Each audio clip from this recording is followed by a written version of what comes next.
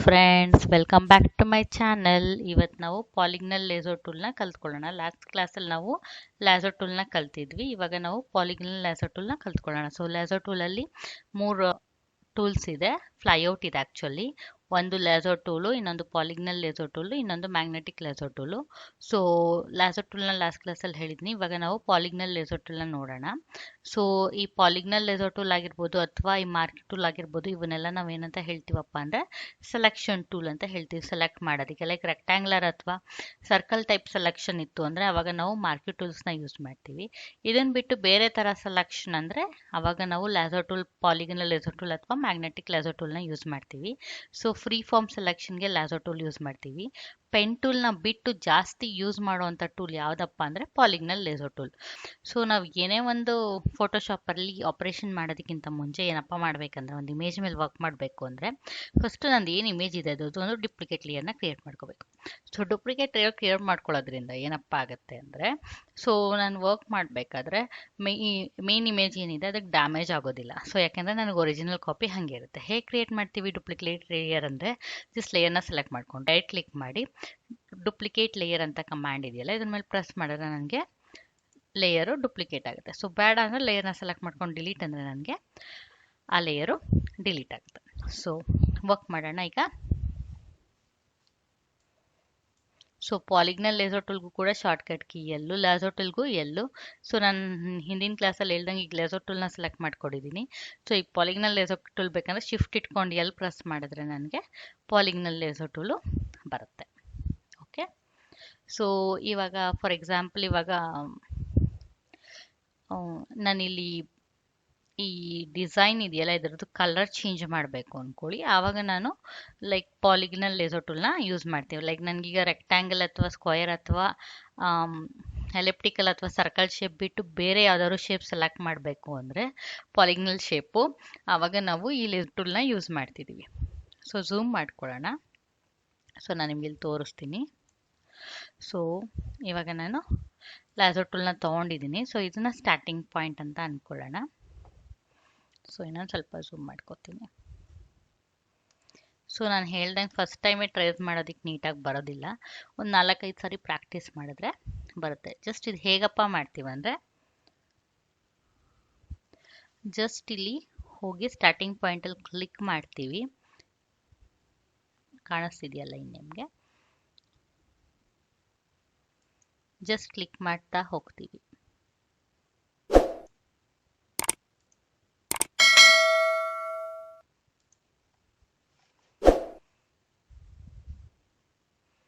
So ಈ ಕಡೆ move ಮಾಡಿದ್ರೆ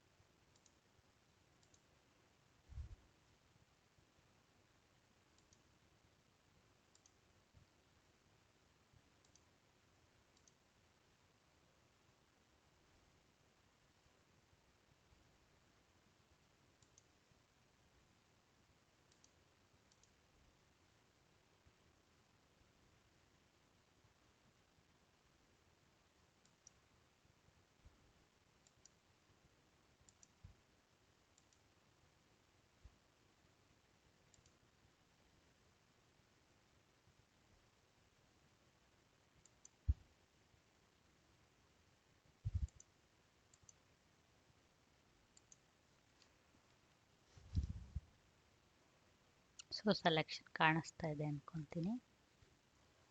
ಸೊ ಈಗ ನಾನು ಸೆಲೆಕ್ಟ್ ಮಾಡ್ತಿರ್ತೀನಿ, ಇದು ಯಾವುದೋ ಕರೆಕ್ಟಾಗಿ ಬಂದಿಲ್ಲ ಅಂದ್ಕೊಳ್ಳಿ. ಸೊ ಇಲ್ಲಿ ಕ್ಲಿಕ್ ಮಾಡಿಬಿಟ್ಟಿದ್ದೀನಿ ಅಂದ್ಕೊಳ್ಳಿ, ಮಿಸ್ ಆಗಿ. ಲೈನ್ ಹೋಗ್ಬೇಕಂದ್ರೆ ಏನು ಮಾಡ್ತೀನಪ್ಪ ಅಂದರೆ ಬ್ಯಾಕ್ ಸ್ಪೇಸ್ ಅಥವಾ ಡಿಲೀಟ್ ಕೀ ಕೊಟ್ಟರೆ ಸೊ ಲಾಸ್ಟ್ ಏನು ಸೆಲೆಕ್ಷನ್ ಮಾಡಿರ್ತೀನಿ ಅದು ಹೋಗುತ್ತೆ.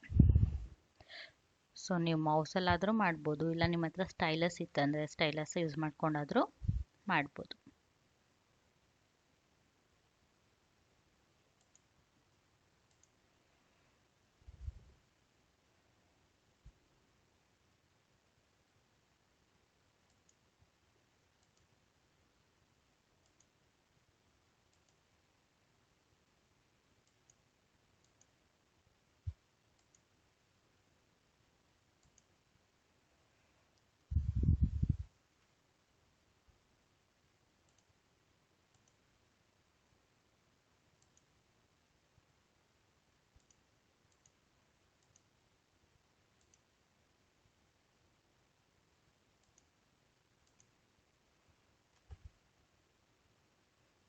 ಸ್ಟಾರ್ಟಿಂಗ್ ಪಾಯಿಂಟ್ ಹತ್ರ ಕ್ಲಿಕ್ ಮಾಡಿದ ತಕ್ಷಣ ನನಗೆ ಈ ರೀತಿ ರನ್ನಿಂಗ್ ಆ್ಯಂಡ್ ಥರ ಸಿಂಬಲ್ ಬರುತ್ತೆ.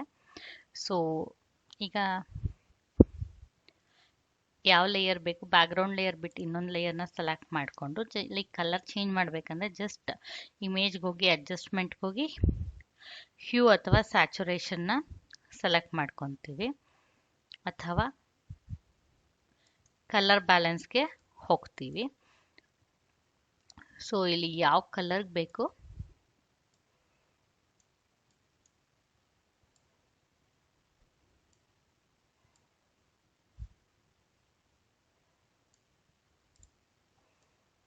ಅದನ್ನು ಕೊಟ್ಕೋತೀನಿ. ನೀವು ನೋಡ್ಬೋದು.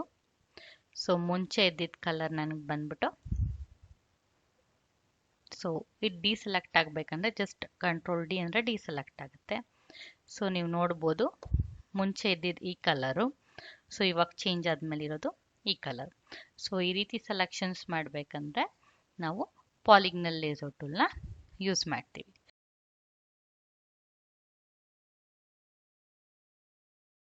ಸೊ ಇದು ಯೂಸ್ ಮಾಡಬೇಕಾದ್ರೆ ನಾವು ಲೇಯರ್ ಮಾಸ್ಕ್ ಕೂಡ ಅಪ್ಲೈ ಮಾಡ್ಬೋದು. ಸೊ ಲೇಯರ್ ಮಾಸ್ಕ್ ಹೇಗೆ ಅಪ್ಲೈ ಮಾಡೋದು ಅಂತ ನಾನು ನಿಮಗೆ ತೋರಿಸ್ತೀನಿ. ಸೊ ಅದಕ್ಕೆ ಬೇರೆ ಇಮೇಜ್ನ ತಗೊಳ್ಳೋಣ.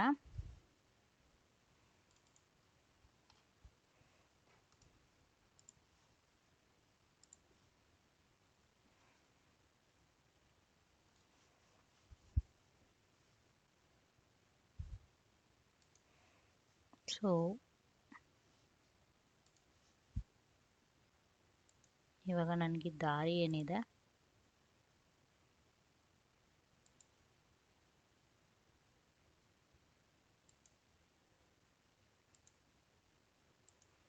ಇದಿಷ್ಟು ಲಾನ್ ಬರಬೇಕು ಅಂದ್ಕೊಳ್ಳಿ. ಸೊ ಅವಾಗ ಏನು ಮಾಡ್ತೀನಪ್ಪ ಅಂದರೆ ಈ ಲಾನ್ ಇರೋವಂಥ ಇಮೇಜ್ನ ಕಾಪಿ ಮಾಡಿಕೊಂಡು ಕಂಟ್ರೋಲ್ ಸಿ ಕೂಡ ಮಾಡ್ಬೋದು. ಜಸ್ಟ್ ಇಲ್ಲಿ ಬಂದು ಕಂಟ್ರೋಲ್ ವಿ ಅಂದರೆ ನಿಮಗೆ ಲಾನ್ ಬರುತ್ತೆ. ಸೊ ಇವಾಗ ನೀವು ಏನು ಮಾಡ್ಬೋದಪ್ಪ ಅಂದರೆ ಜಸ್ಟ್ ಅದನ್ನು ಹೈಡ್ ಮಾಡ್ತಾ ಇದ್ದೀನಿ ಲೇಯರು.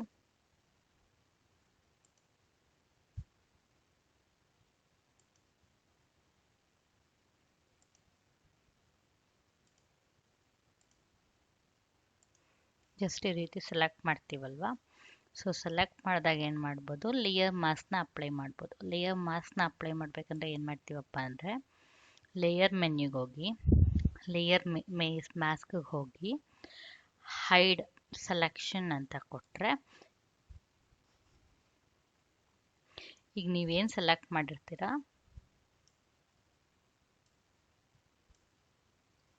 ಅದು ಹೈಡ್ ಆಗುತ್ತೆ.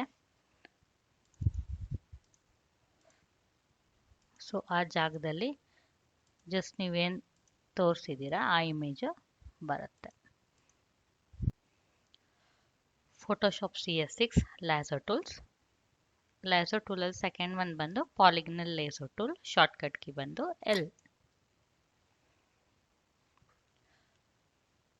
ಸೊ ಲ್ಯಾಸೋ ಟೂಲಲ್ಲಿ 3 ಟೈಪ್ಸ್ ಇದೆ. ಫ್ರೀ ಹ್ಯಾಂಡ್ ಲ್ಯಾಸೋ ಟೂಲ್ ಅಥವಾ ಸ್ಟ್ಯಾಂಡರ್ಡ್ ಲ್ಯಾಸೋ ಟೂಲ್.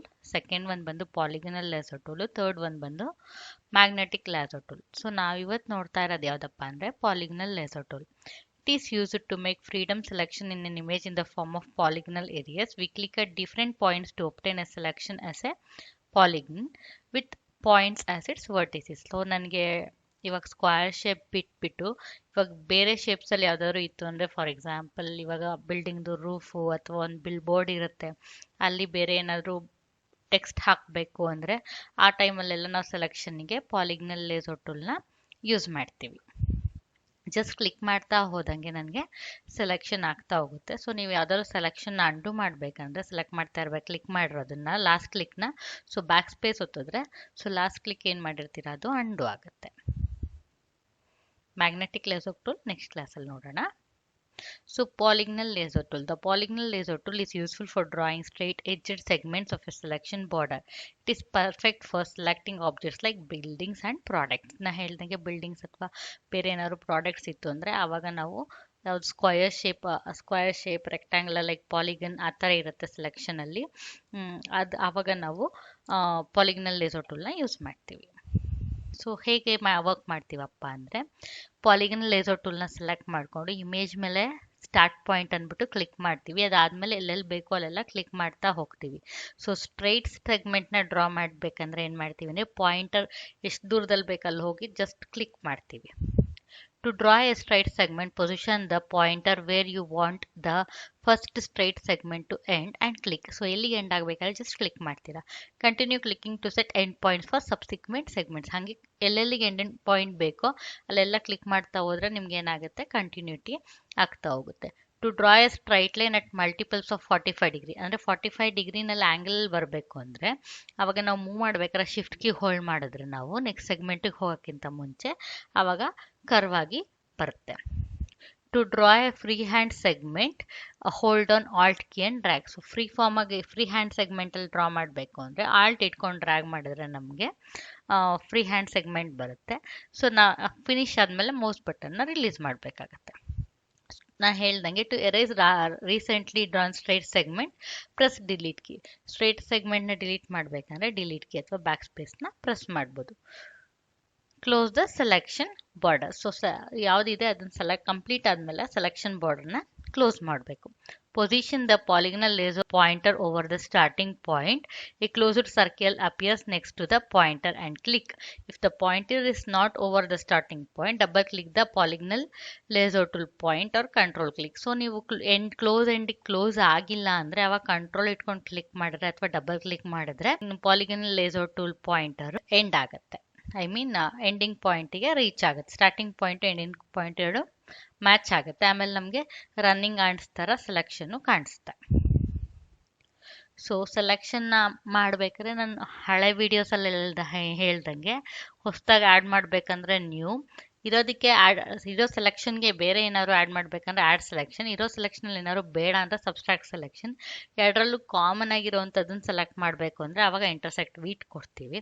ನ್ಯೂಗೆ ಶಾರ್ಟ್ಕಟ್ಗೆ ಬಂದು ಶಿಫ್ಟ್ ಕೀ, ಆಲ್ಟ್ಗೆ ಆ್ಯಡ್ಗೆ ಬಂದು ಆಲ್ಟ್ ಕೀ, ಸಬ್ಸ್ಟ್ರಾಕ್ಟ್ ಫ್ರಮ್ಗೆ ಆಲ್ಟ್ ಶಿಫ್ಟ್ ಕೀ, ಇಂಟರ್ಸೆಕ್ಟ್ ವಿತ್ಗೆ ಕಂಟ್ರೋಲ್ ಕೀ. ನೀವು ಸೆಲೆಕ್ಟ್ ಮಾಡ್ತಿರ್ತೀರಲ್ಲ ಅವಾಗ ಏನಾದ್ರು ಕರೆಕ್ಟಾಗಿ ಸೆಲೆಕ್ಟ್ ಆಗಿಲ್ಲ ಅಂದರೆ ಕೆಲವು ಏರಿಯಾಸ್ ಬಿಟ್ಟಿದ್ದೀರಾ ಅಂದರೆ ಮತ್ತೆ ಫಸ್ಟಿಂದ ಸೆಲೆಕ್ಟ್ ಮಾಡೋ ಅವಶ್ಯಕತೆ ಇಲ್ಲ ಲಾಸೋ ಟೂಲಲ್ಲಿ. ಲೈಕ್ ಆ್ಯಡ್ ಮತ್ತು ಸಬ್ಸ್ಟ್ರಾಕ್ಟ್ ಯೂಸ್ ಮಾಡಿಕೊಂಡು ಬೇಕಾಗಿರೋ ಏರಿಯಾ ಆ್ಯಡ್ ಮಾಡಿ ಬೇಡದಲ್ಲೇ ಇರೋ ಏರಿಯಾನ ಸಬ್ಸ್ಟ್ರಾಕ್ಟ್ ಮಾಡ್ಬೋದು. ಸೊ ನೀವು ಸೆಲೆಕ್ಟ್ ಮಾಡಬೇಕಾದ್ರೆ ಮಾಡೋದಕ್ಕಿಂತ ಮುಂಚೆ ಟೂಲ್ನ ಸೆಲೆಕ್ಟ್ ಮಾಡಿದ ತಕ್ಷಣ ಫೆದರು ಮತ್ತು ಆ್ಯಂಟಿ ಅಲಿಯಾ ಸ್ಟಿಕ್ ಹಾಕಿದ್ರೆ ನಿಮಗೆ ಸಾಫ್ಟ್ ಅಥವಾ ಸ್ಮೂತ್ ಎಡ್ಜಸ್ ಬರುತ್ತೆ. ಅದರಿಂದ ನಿಮ್ಗೇನಪ್ಪ ಅಂದರೆ ಇಮೇಜ್ ಬೇರೆ ಕಡೆಯಿಂದ ಕಟ್ ಮಾಡಿದ್ದೀರಾ ಅನ್ನೋ ಫೀಲ್ ಆಗೋದಿಲ್ಲ. Thank you. For feedback and questions regarding this video ask me in comment section or mail me at rashmi@gmail.com. Like my video, share my video and subscribe.